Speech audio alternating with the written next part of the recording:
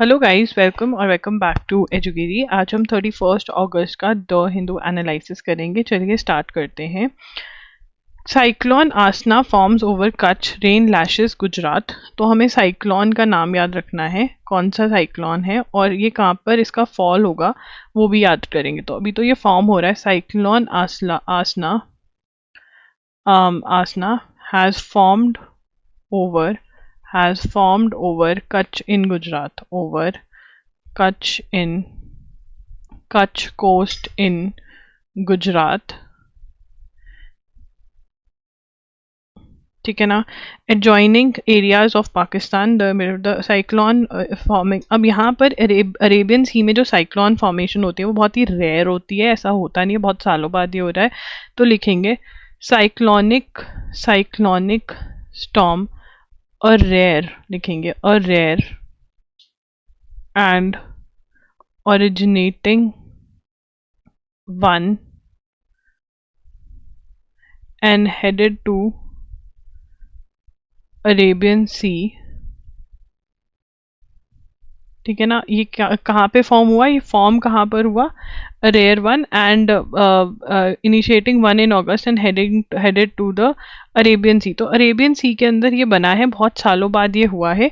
On the back of cyclone light to moderate rainfall हो रही है, ठीक है। This is first cyclone storm. हाँ, ये वाला पार्ट रिमूव कर देते हैं, सॉरी। तो इसके अंदर हम लिखेंगे रेयर साइक्लोनिक स्टॉर्म जो है, cyclonic storm in Arabian Sea in August since 1976। ये फर्स्ट साइक्लोनिक स्टॉर्म है जो अगस्त में आया है अरेबियन सी के अंदर 1976 के बाद, अब आए इतने सालों बाद। द नेम आसना, अब नेम आसना क्यों दिया, नेम आसना जिसका मीनिंग है the one to be acknowledged or praised has been given by Pakistan, ठीक है। पाकिस्तान ने ये नाम दिया है। बिटवीन 1891 एंड 2023, अब ये बता रहे हैं बहुत कम साइक्लोन्स आते हैं अरेबियन सी के अंदर। Between 1891 and 2023, only three cyclonic storms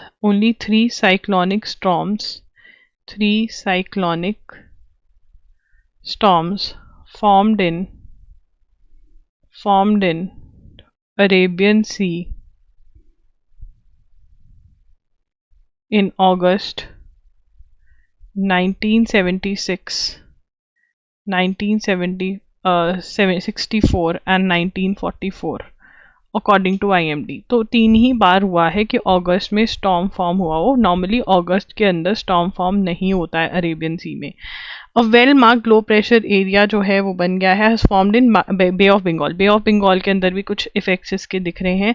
the buildup for cyclone Asna resulted in rainfall in Gujarat. तो देखते हैं क्या होगा। तो यहाँ पर name of the cyclone is very important. कहाँ पर फॉर्म हो रहा है, कच्छ कोस्ट ऑफ गुजरात में, कच्छ जो कि गुजरात में है, ठीक है। 1976 में आया था, जो लास्ट ऐसे अगस्त के अंदर अरेबियन सी में स्टॉर्म आया था, ठीक है। आसना का जो नाम है वो पाकिस्तान ने रखा है। मीनिंग क्या होता है, टू बी एक्नॉलेज और प्रेस्ड, ठीक है। नाम किसने दिया है, पाकिस्तान ने दिया है ये नाम। 3 ही बार हुआ है कि अरेबियन सी के अंदर अगस्त के महीने में स्टॉर्म फॉर्म हुआ हो, वो ईयर्स दिए हुए, ठीक है। उसके बाद आगे चलेंगे। 6.7% ग्रोथ हुई है क्वार्टर के अंदर, लास्ट क्वार्टर में। तो यहाँ पर India's real GDP rose 6.7% in April to June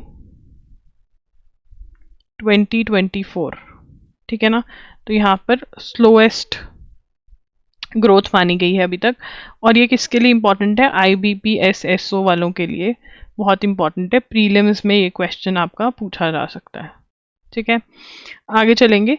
Shivaji are deity says PM apologizes for collapse of Maratha king statue. तो शिवाजी, जो छत्रपति शिवाजी का स्टैचू लास्ट ईयर लगाया गया था, वो कोलैप्स हो गया, तो उसके लिए प्राइम मिनिस्टर ने सॉरी बोला है। Prime minister Narendra Modi on Friday apologize for the recent collapse of statue of Chhatrapati Shivaji at Rajkot fort in Maharashtra Sindhugarh the district. तो यहाँ पे लिखेंगे statue of Chhatrapati Shivaji Maharaj at Rajkot Fort in Maharashtra's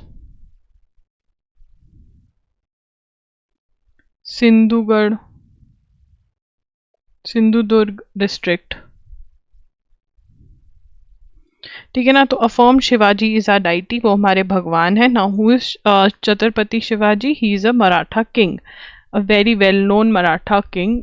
actually पूजा होती है महाराष्ट्र में इनकी, ठीक है। People are great like big fan following है इनकी। Speaking after the laying of the foundation pot, तो अब यहाँ पर the 35 foot statue of 35 feet statue, ठीक है ना, 2023 में ले डाउन क्या था? 2023 laid on the occasion of, laid नहीं अनवेल्ड आएगा, unveiled on occasion of navy day. अब नेवी डे पे क्यों अनवेल किया गया छत्रपति शिवाजी का? क्योंकि उन टाइमों जब वो राजा थे, ठीक है, उन टाइमों पर भी he was so aware of the navy tactics, उनके नेवी टैक्टिक्स आज भी बहुत, उनके जो मतलब जो फाइटिंग के टैक्टिक्स हैं, वॉर के टैक्टिक्स हैं छत्रपति शिवाजी के, वो आज भी माने जाते हैं। So that is why navy day पर 4 दिसंबर को जो नेवी डे होता है तब ये अनवेल किया गया था।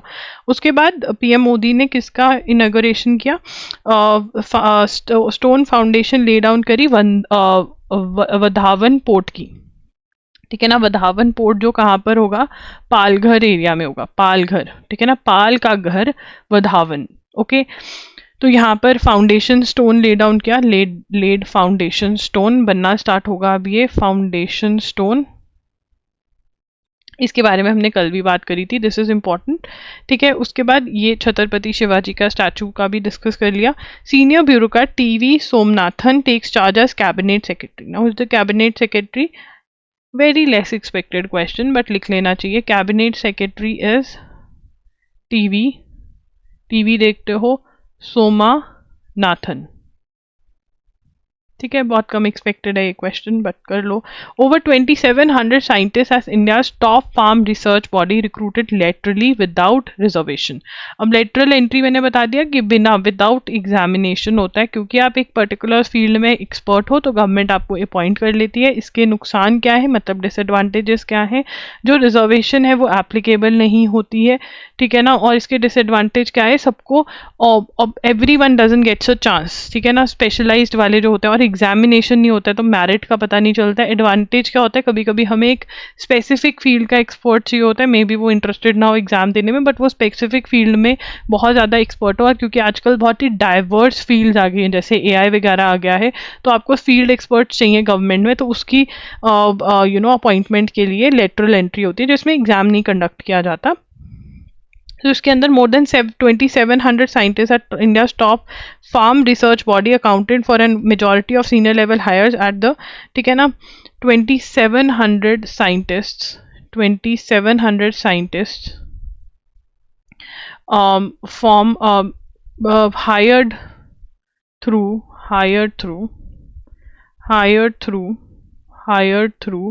lateral entry मतलब पीछे दरवाजे से entry, but legal, at Indian council of agriculture research, that is ICAR, right. उसके बाद been recruited since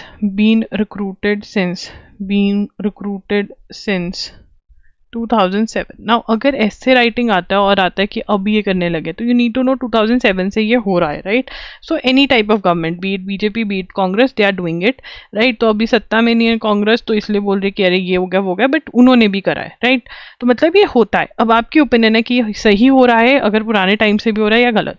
और जुलाई 29 resolution of agriculture research service scientist forum and association represented about by so and so scientist ICAR has short a ban on lateral entry into research body. ठीक है ना. Scientists association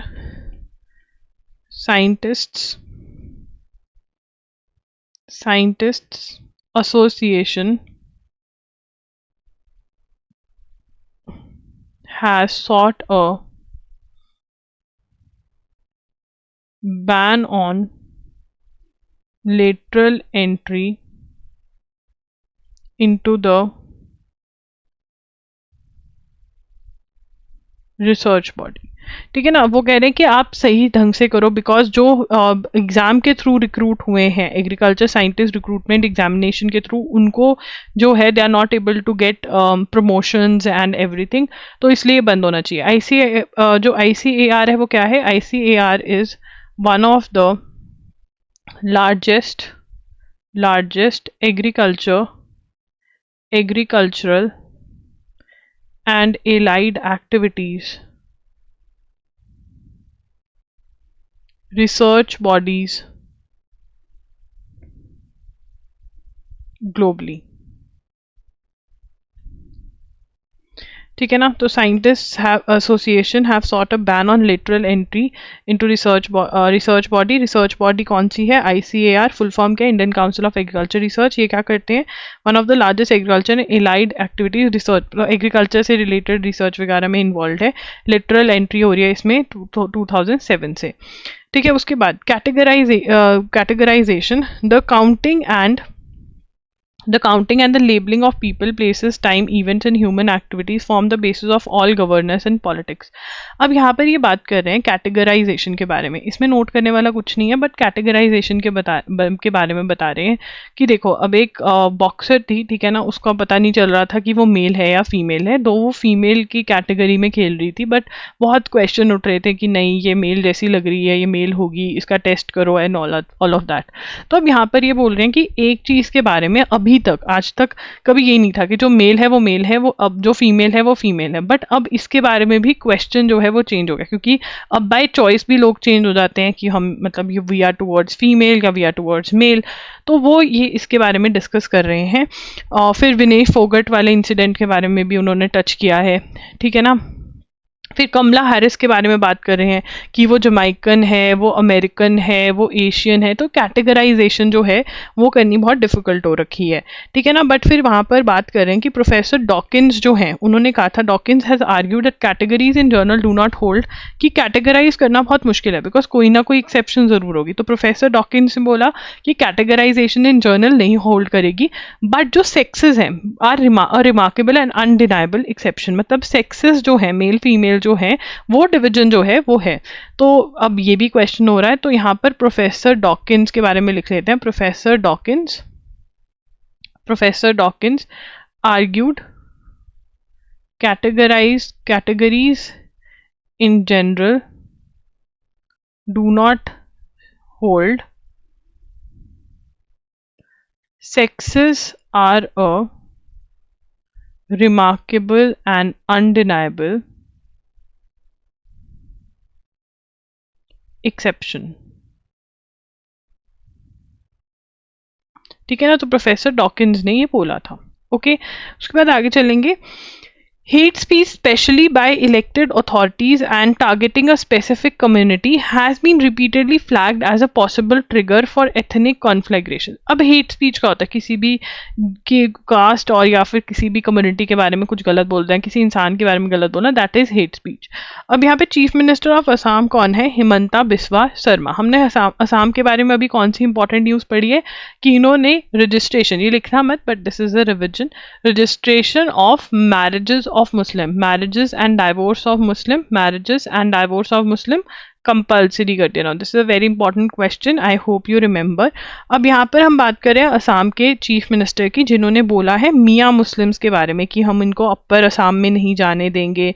मियाँ Muslims कौन है? ये Bengali Muslims जो mostly Bangladesh से आकर के सेटल हुए हैं उनको बोलते हैं। तो यहाँ पर तो ठीक है ना, यहाँ पे लिखेंगे chief minister of Assam, chief minister of Assam, Assam Himanta Biswa Sharma. क्या कह रहे हैं वो? हिमंता बिस्वा शर्मा जो है, ठीक है ना, he said he is a BJP leader. ठीक है, उन्होंने क्या बोला? सो उन्होंने मियाँ मुस्लिम्स के बारे में बोला, Miya Muslims minority, Bengali community, Bengali community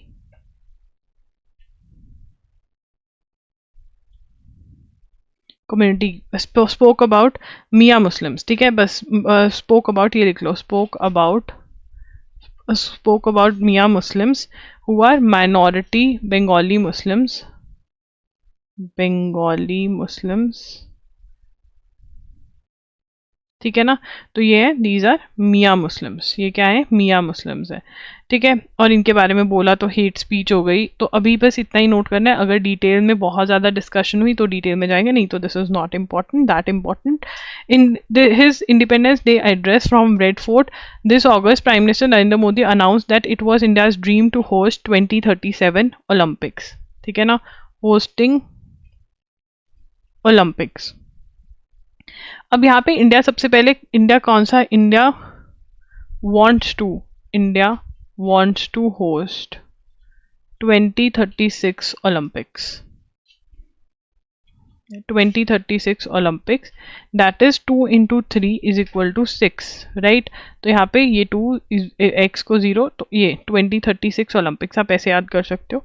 ठीक है, ये ऑडेशियस बहुत ही हिम्मत वाली वो है ऑडेशियस। ठीक है, audacious is showing a willingness to take surprisingly bold risk.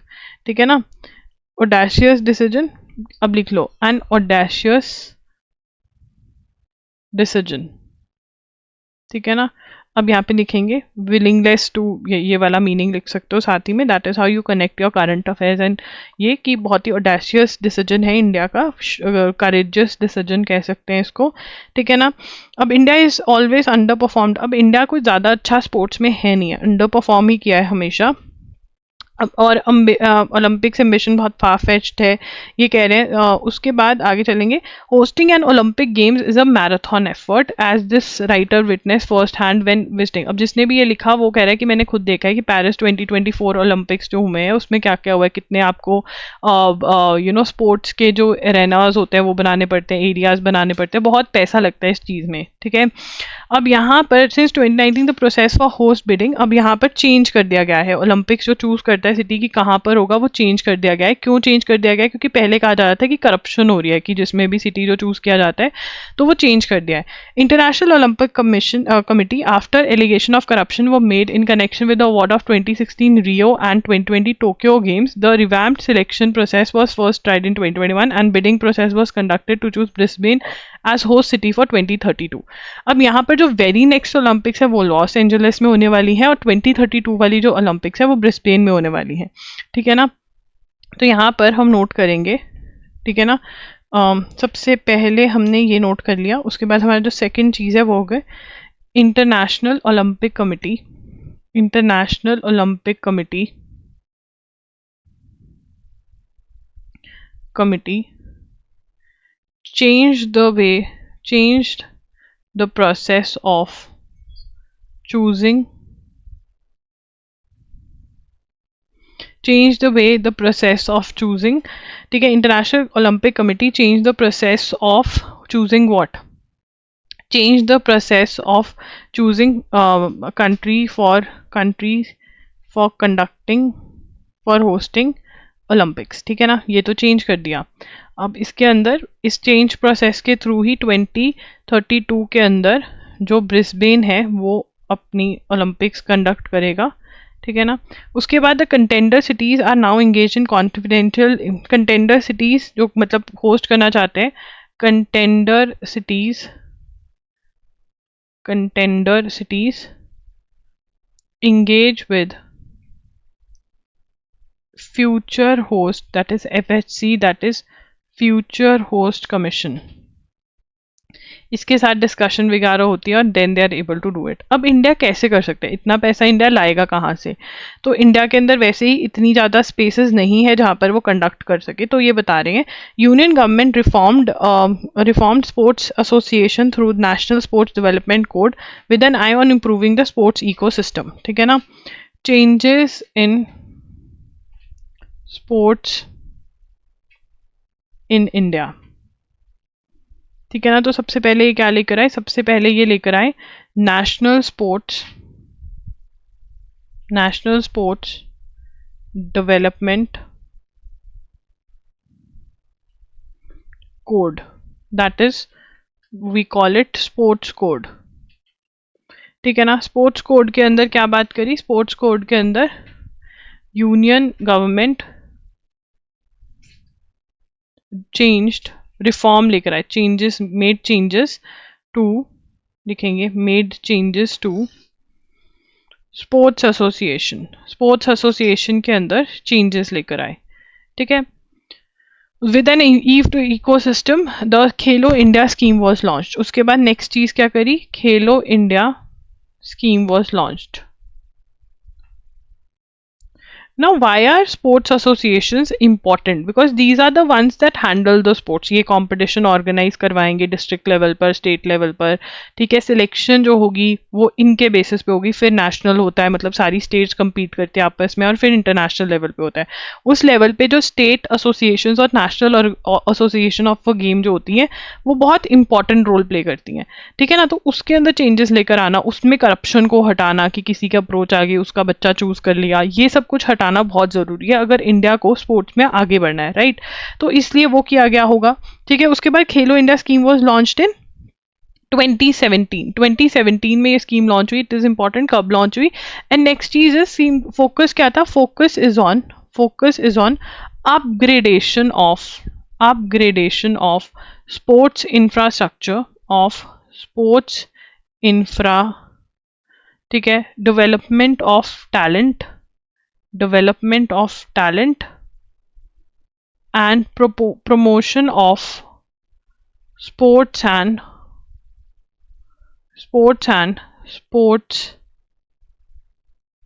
academies, ठीक है ना। तो यहाँ पर एम क्या था, अपग्रेडेशन ऑफ स्पोर्ट्स। अगर स्पोर्ट्स प्लेयर को एक जूते चाहिए तो वो दिए जाएं, ठीक है ना। अगर एक इंफ्रा चाहिए उसको कि कहीं खेलने के लिए, प्रैक्टिस करने के लिए कुछ किया है, वो दिया जाए। डेवलपमेंट ऑफ टैलेंट हो, प्रमोशन ऑफ स्पोर्ट्स, बताया जाए लोगों को क्या स्पोर्ट्स ज्वाइन करो, स्पोर्ट्स अकेडमीज बने जहाँ पर जाकर के लोग प्रैक्टिस कर सकें। तो ये प्रमोट करने के लिए खेलो इंडिया स्कीम लेकर आई गई। Khelo India rising talent identification programme, there is a push to develop and identify talented individuals between the age of 9 to 18 years old। अब ये क्या प्रोग्राम है, ये लिखेंगे Khelo India rising talent identification programme. अब इसमें क्या है, is a push to develop and identify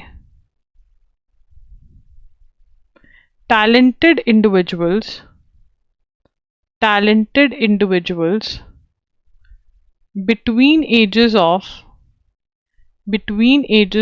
9 to 18 years old। तो इसके थ्रू क्या करने की कोशिश कर रहे हैं, जो टैलेंटेड लोगों, जो बच्चे हैं उनको उठा करके उनके ऊपर काम करना, ठीक है ना। रोनाल्डो जो है वो how he became such a big footballer, because he was picked up by an academy, he was supported. कई बार बच्चा ऐसे घर से होता है उसकी फैमिली स्पोर्ट्स में नहीं इन्वेस्ट कर सकती, तो ऐसे बच्चों को पकड़ना और उनमें इन्वेस्ट करना भी गवर्नमेंट का काम है, तभी टैलेंट निकलेगा। तो टैलेंट आइडेंटिफाई कर रहे हैं इसके through. The committee formed for identification of talent individual makes recommendation on Khelo India athlete who are then nurtured with support from government की सपोर्ट से नर्चर किए जाते हैं। At the Paris Olympic 28 Indians were athletes who participated from Khelo India athletes. अब यार यहाँ पर ना अगर आपको कहीं पर भी क्वेश्चन आता है कि ओलंपिक्स में इंडिया की परफॉर्मेंस इतनी अच्छी नहीं थी, आप इसके बारे में क्या कहना चाहते हो, तो यहाँ पर एक positive point you can add कि पेरिस ओलंपिक्स में जो खेलो इंडिया एथलीट्स थे 28 ऐसे थे। इसका मतलब जो काम स्टार्ट किया गया है उसका रिजल्ट तो आ रहा है, people are able to participate. We also need to compare कि पहले कितने लोग पार्टिसिपेट करते थे डिफरेंट गेम्स में और अब कितने करते हैं। हम सीधा मतलब जो मेन आइटम है कि मेडल कितने हैं वो देख रहे हैं, हम ये भी देखना चाहिए कि कितने स्पोर्ट्स में लोग बड़े भी हैं या नहीं। That comparison need to be created. So this can be a good point for SLS Pune people और NLSAT people in case you ever have to write an essay on this point कि Olympics का India का कैसा रहा। Sports is a state subject being included under entry 33 of state list under the 7th schedule और to the constitution of India. जितने भी state के exams हैं, PCS के एग्जाम्स हैं, स्टेट एग्जाम्स में ये क्वेश्चन बहुत ज़्यादा इंपॉर्टेंट है। तो if anybody is there for that exam please note it down, very very important for even UPSC it is important. उसके बाद यहाँ पर ये हम लिख लेंगे that sports is a for basic exams it is sports is a state subject. ये sport जो है वो स्टेट सब्जेक्ट है, ठीक है ना। आपको पता होना चाहिए कि जो हमारी कंट्री है उसके अंदर सब्जेक्ट्स जिसके ऊपर लॉ बना सकते हैं वो डिवाइडेड है between the union, state and concurrent पे both state and union can make laws. अब यहाँ पे वो बात करें स्पोर्ट्स इंफ्रास्ट्रक्चर के बारे में कि स्पोर्ट्स इंफ्रा कहाँ का डेवलप है। वो कह रहे हैं तमिलनाडु बहुत आगे चल रहा है, उड़ीसा ने बहुत अच्छा किया है और दिल्ली में तो है ही है क्योंकि दिल्ली ने कॉमनवेल्थ गेम्स भी ऑर्गेनाइज करी थी। तो इन तीनों का अगर कॉन्कॉक्शन ले, मतलब इन तीनों को मिला करके अगर हम गेम्स कंडक्ट करवाएं तो हम बहुत को efficient and eco friendly games की बिड कर सकते हैं। ये बोल रहे हैं ये इस आर्टिकल में, ठीक है ना। तो ये स्पोर्ट्स की जितनी भी स्कीम्स थी उसके बारे में हमने डिस्कस कर लिया और आगे चलेंगे।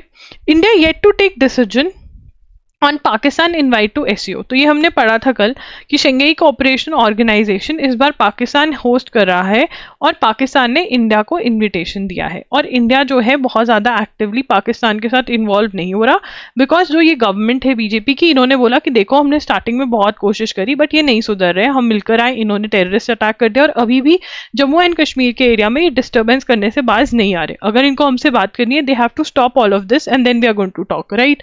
तो अब जहाँ पर शंघाई कोऑपरेशन ऑर्गेनाइजेशन की फुल फॉर्म पता होनी चाहिए। इस्लामाबाद में शंघाई कोऑपरेशन ऑर्गेनाइजेशन की हेड समिट हो रही है, ठीक है। We have received the invitation for attending the heads of government summit for SCO from Pakistan which will be hosted by Pakistan and on that as and when we have any update we'll share. अब यहाँ पे हमारी जो minister of external affairs के spokesperson है वो कह रहे हैं कि देखो इन्विटेशन तो आया बट अभी हमने डिसाइड नहीं किया कि हमने जाना। इट्स नॉर्मली लाइक दिस कि तुम्हारी किसी रिश्तेदार के साथ बनती नहीं है, उसके घर से मैरिज का इन्विटेशन आया, अब तुम सब बैठ कर डिसाइड करोगे कि जाना चाहिए या नहीं चाहिए। तो अभी ये लोग डिसाइड करेंगे कि भैया जाना है या नहीं जाना, right. While Mr. Modi is technically the head of government, India and Pakistan decided when they joined the regional grouping that their elected leaders would participate in heads of state summit। तो इन्होंने कहा था कि head of government वैसे तो president माना जाता है बट इलेक्टेड लीडर्स जाएंगे, ये इंडिया और पाकिस्तान ने डिसाइड किया था। नाउ दिस इज इंपॉर्टेंट, ठीक है ना। मिस्टर मोदी यहाँ पे लिखेंगे Pakistan and India decided, Pakistan and India decided when they joined the regional grouping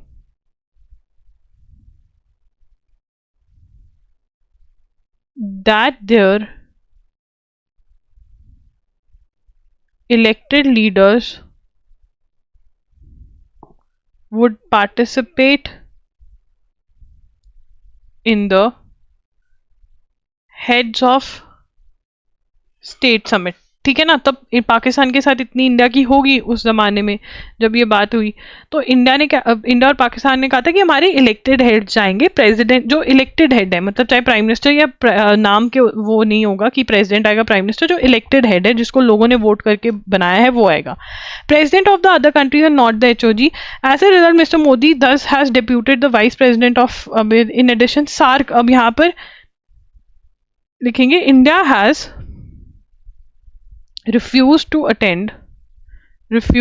attend any meetings of SAARC grouping in Pakistan since 2016। तो अब यहाँ पे वो एग्जाम्पल दे रहे हैं कि जैसे सार्क में भी ग्रुपिंग में कॉमन आ जाता है इंडिया पाकिस्तान, तो 2016 से इंडिया नहीं पार्टिसिपेट कर रहा अगर पाकिस्तान में ये होता है। ठीक है ना। तो अब देखते हैं एससीओ की समिट में क्या होता है, मोदी जी जाते हैं नहीं जाते हैं। और वैसे भी mister Modi is to attend United Nations for the summit of the future, attend करनी है सितंबर के अंदर। ठीक है। और ये फिर न्यूयॉर्क में ये होगी तो वो मिलेंगे। क्वाड समिट का भी बहुत वो चल रहा है। क्वाड समिट जो है वो India was due to host. अब यहाँ पर ये हम लिख लेते हैं पूरा अच्छे से क्वाड समिट के बारे में। तो जो क्वाड समिट थी, India was due to host, लिखेंगे India was due to host, was due to host the summit in 2024। ठीक है ना। बट अब प्रॉब्लम क्या आ रही है, इंडिया यूएस का भी इलेक्शन है। ठीक है ना। President Biden tata bye bye कह रहे हैं। जापान कह रहे हैं, जापान के प्रेसिडेंट प्राइम मिनिस्टर में बोल रहा है कि मैं ये इलेक्शन नहीं लड़ूंगा। ऑस्ट्रेलिया वाला भी टाटा बाय बाय कर रहा है। ठीक है ना। तो सब नए आएंगे। तो फिर देखते हैं। तो India was due to host. अब इंडिया होस्ट करता है या नहीं करता है ये हमें नहीं पता, but India was due to host, right. उसके बाद Jharkhand former CM Champai Soren son Babulal join BJP. तो यहाँ पर former Jharkhand CM, former Jharkhand CM Champai Soren joins BJP. तो उन्होंने बीजेपी ज्वाइन कर लिया। This is important. Kangana Ranaut की मूवी आ रही है इमरजेंसी। ठीक है।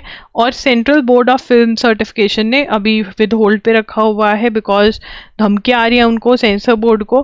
ठीक है ना। सीबीएफसी के चेयरमैन कौन है, प्रसून जोशी। ठीक है ना। तो यहाँ पे लिखेंगे CBFC with holding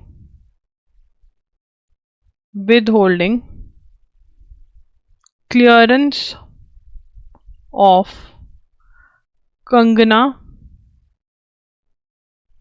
Ranaut film emergency.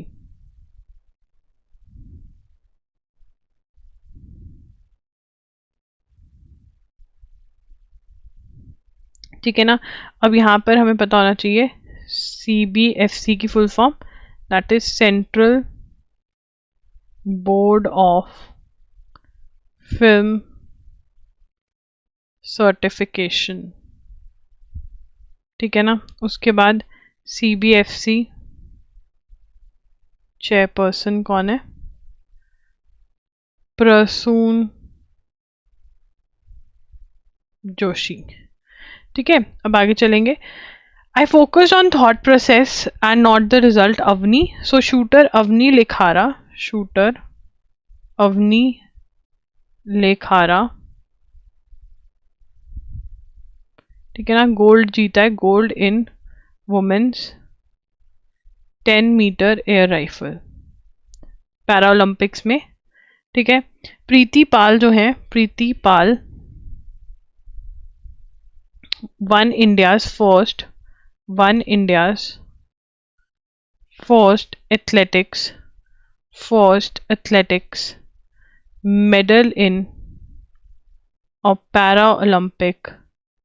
Paralympic track event. ठीक है ना। So she has won a gold medal. I think she is one, या Preeti, no she has won silver, bronze या सिल्वर, ये चेक करना पड़ेगा कौन सा मेडल है। ठीक है। उसके बाद नीचे पता चल जाएगा।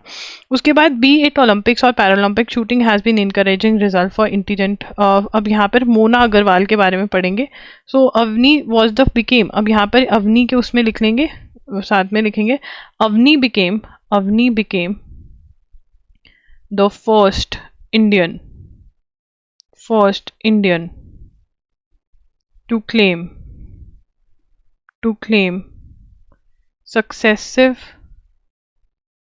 Paralympics gold medals।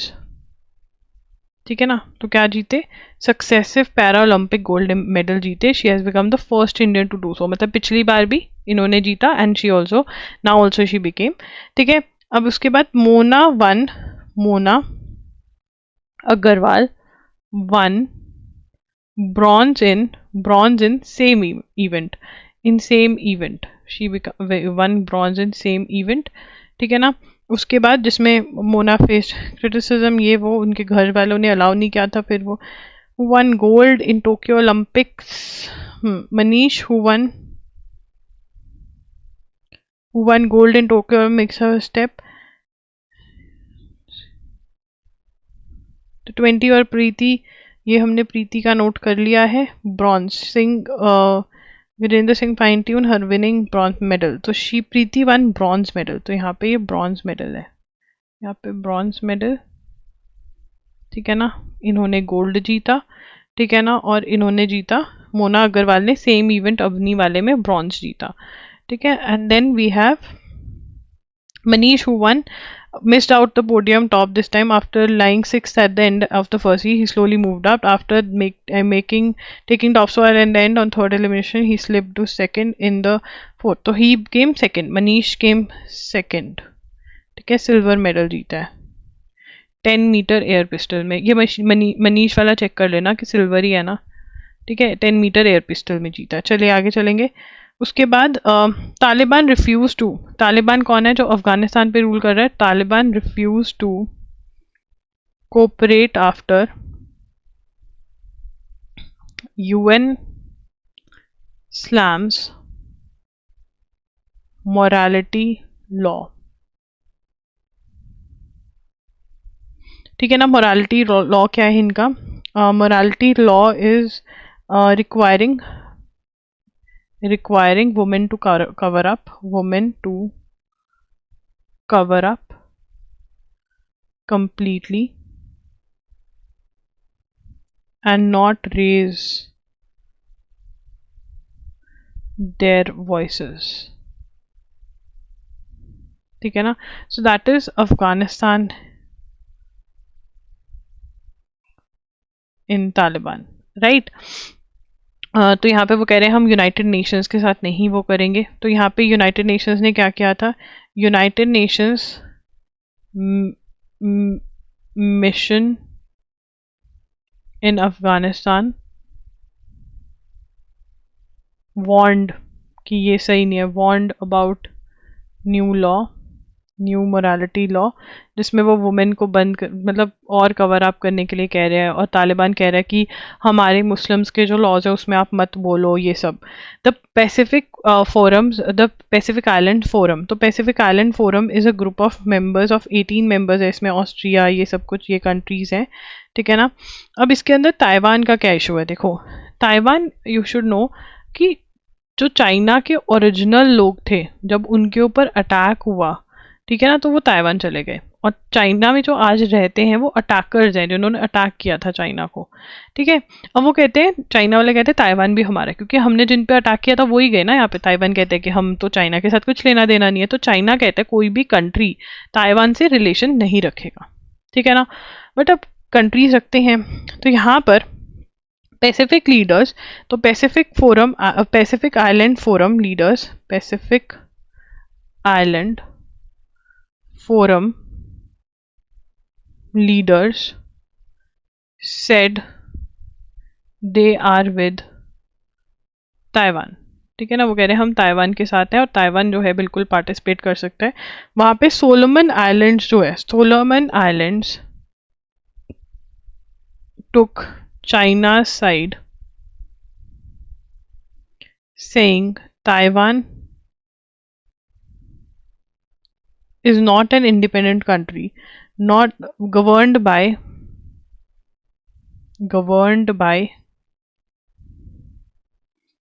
another state,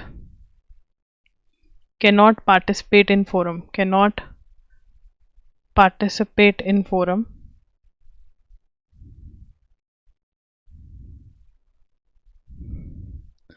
Final declaration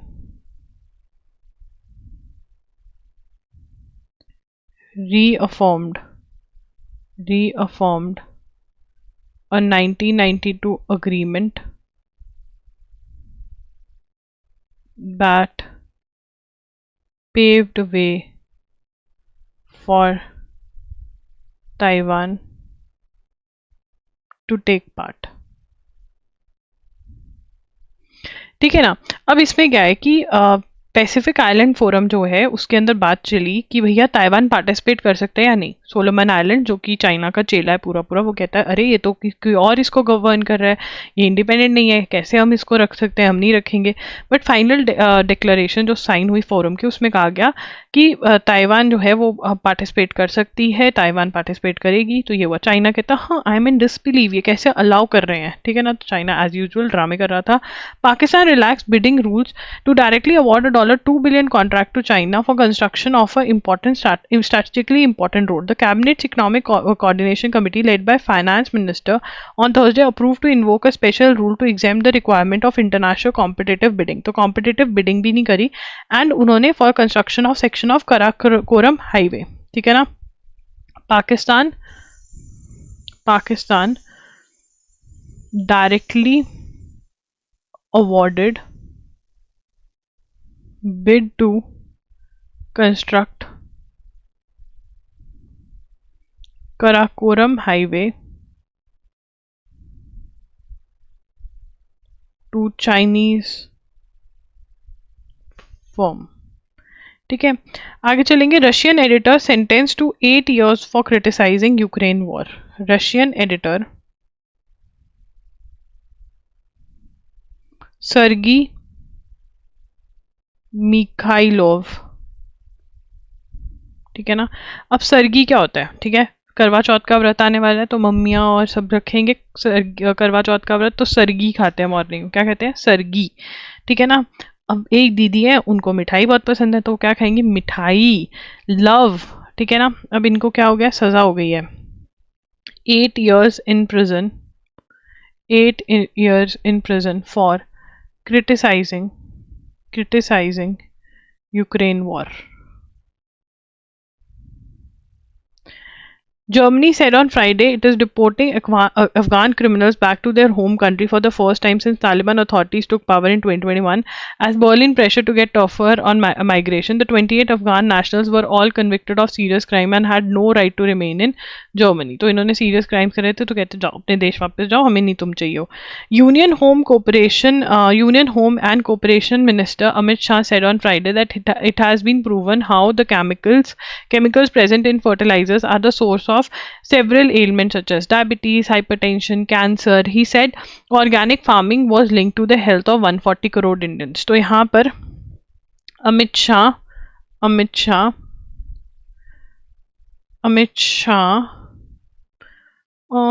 encouraged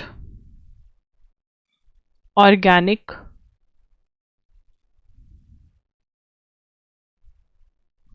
farming.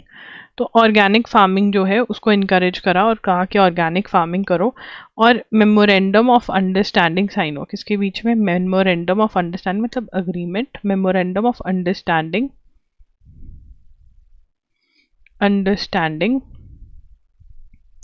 Between national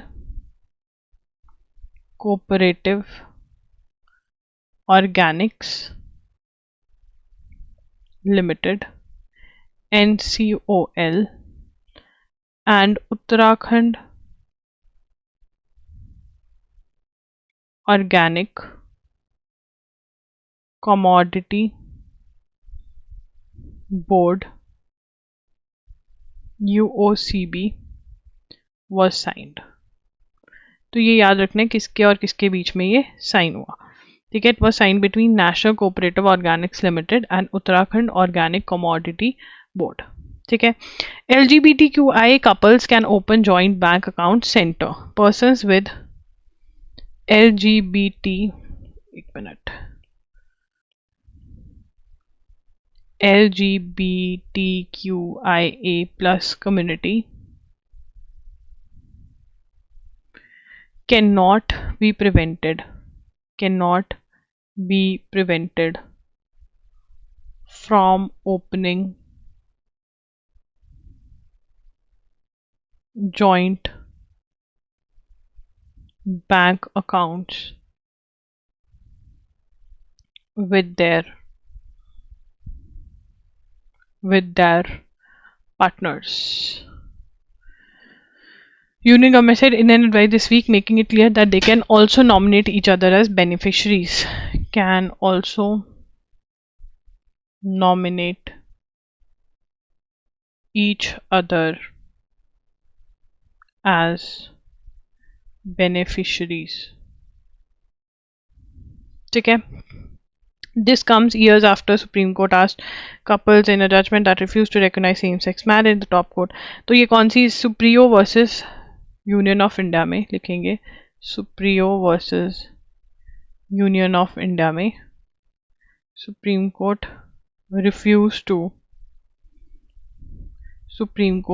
refused to legally recognize same-sex marriage.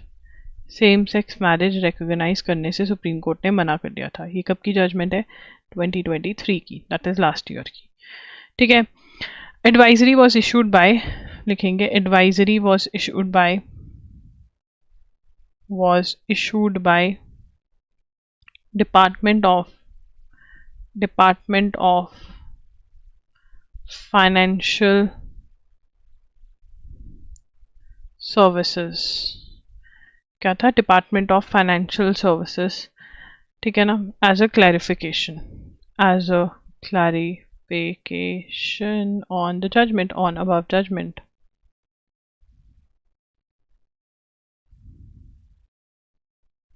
ठीक है. आगे चलेंगे. So that's it guys. loggery.in या .com कोई भी चेक कर सकते हो फॉर आर अपडेटेड एग्रीकल्चर क्या बोल रहे अगस्त के. सॉरी मेरी आज चेयर जो है वो बहुत छोटी है और मैं थोड़ी हूँ लंबी, तो इसलिए मैं फिट नहीं आ रही हूँ. तो I need to change my chair, get back my old OG chair. अगस्त के जो लेक्चर्स हैं वो आ चुके हैं. ठीक है. वो आप बाय कर सकते हो loggery.in .com कहीं पे भी जाओ. लिंक मिल जाएगा. लिंक डिस्क्रिप्शन बॉक्स में आपको मिल जाएगा. एंड ऑल्सो जो बच्चे कंफ्यूज हो जाते हैं ना कि अरे इनके कौन कौन से करंट अफेयर्स के कोर्सेज वगैरह हैं, तो loggery.com/CA पे जा सकते हो. मैंने सभी डाल दिए. इवन जो बंडल्स भी मिल रहे हैं, जो ऑफर्स मिल रही हैं 2500 वाली में, जिसमें MCQs प्लस आपको वीडियो लेक्चर्स मिल रहे हैं. ओनली वीडियो लेक्चर्स भी मिल रहे हैं कुछ महीनों के. ओनली MCQs भी मिल रहे हैं और अलग अलग से सिंगल मंथ्स भी मिल रहे हैं. वो सारा मैंने एक जगह पे डाल दिया है. इस लिंक को आप चेक कर सकते हैं. That's it. Thanks for joining in. Do comment, do like this video and do share this video with your friends and do subscribe to the channel. Thank you for joining in. Bye bye. Take care. And कल से कौन आ रहा है. कल से सितंबर है. सितंबर से regular रहना है. प्रे करना मेरी भी तबीयत सही, मेरे घर वाले सब कुछ सही रहे, बिकॉज सब कुछ सही रहेगा तो मैं क्लास ले पाऊंगी. That's it. Bye bye. Take care. Thank you for joining in.